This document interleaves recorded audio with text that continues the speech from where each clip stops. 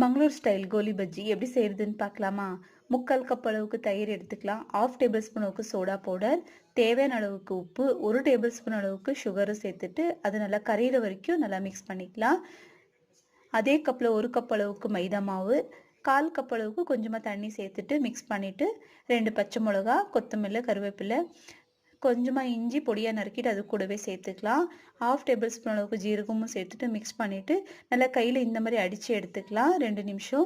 அதுக்கப்புறம் 1/2 an hour நம்ம தட்டு போட்டு மூடி வச்சிடலாம்.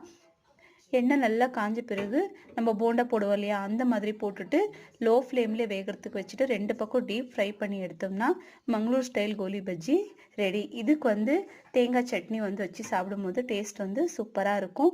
ஈவினிங் ஸ்நாக்ஸாக கூட செஞ்சு சாப்பிடலாம். இல்லாத யாராச்சும் வீட்டுக்கு கெஸ்ட் வரணும் போது இந்த ஸ்நாக்ஸ் சாப்பிடும்போது டேஸ்ட் சூப்பராக இருக்கும். மறக்காமல் ட்ரை பண்ணி பாருங்க. Okay bye. இனி ஒரு அடுத்த ஷாட்டில் பார்க்கலாம்.